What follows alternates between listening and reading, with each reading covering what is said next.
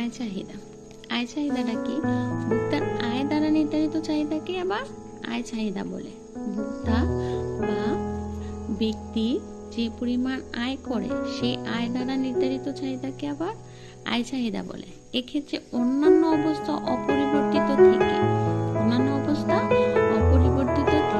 ভোক্তার বিভিন্ন আয়ের সাপেক্ষে ভোক্তা ধরো মান্থলি বা সাপ্তাহিক যে আয়টা করে থাকে বা ডেইলি প্রতিদিন যে আয়টা করে থাকে, এই আয়ের সাপেক্ষে কি কোনো দ্রব্য সেবা ক্রয় করে এই পরিমাণকে আয় চাহিদা বলে। আয়ের পরিবর্তনের ফলে আবার চাহিদার পরিবর্তন হয়। কিভাবে হয়? আয়ের পরিবর্তনের ফলে এরূপ চাহিদার আবার পরিবর্তন হয়। এক্ষেত্রে দেখা যায় কি, এক্ষেত্রে সাধারণত আয় বাড়লে চাহিদাটা বাড়ে। আয় বাড়লে সচরাচর আমাদের আয় বাড়লে আমাদের দ্রব্য সামগ্রী ক্রয়ের প্রতি ইচ্ছা বাড়বে। তারপর আমাদের অর্থ ক্রয় করার সামর্থ্য সৃষ্টি হবে, আবার সেই অর্থ ব্যয় করারও ইচ্ছা থাকবে। আয় না থাকলে আমাদের কি হবে?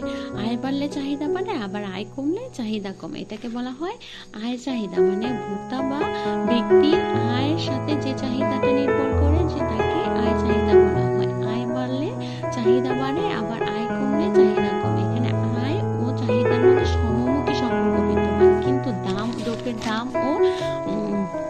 দাম ও চাহিদার মধ্যে বিপরীতমুখী সম্পর্ক বিদ্যমান। দাম বাড়লে চাহিদা বাড়ে, আবার দাম কমলে চাহিদা কমে। কিন্তু এখানে আয় বাড়লে চাহিদা বাড়ে, আবার আয় কমলে চাহিদাটা কমে যায়। আয় ও চাহিদার মধ্যে এখানে সমমুখী সম্পর্ক বিদ্যমান। আবার আড়াআড়ি চাহিদাটা দেখো কি, আড়াআড়ি চাহিদা সম্পর্কিত অন্যান্য দ্রব্যের দাম দ্বারা নির্ধারিত চাহিদাকে আড়াআড়ি চাহিদা বলা হয়। অর্থাৎ আড়াআড়ি চাহিদা বলতে কোনো দ্রব্যের ওই পরিমাণকে বোঝায়। আড়াআড়ি চাহিদাটা বলতে কোনো দ্রব্যের ওই পরিমাণকে বোঝায় যা একজন ভোক্তা ওই দ্রব্য নয় বরং সম্পর্কিত অন্য দ্রব্যের দামের পরিবর্তনের প্রেক্ষিতে ক্রয় করে। একজন ভোক্তা ওই দ্রব্যটা না,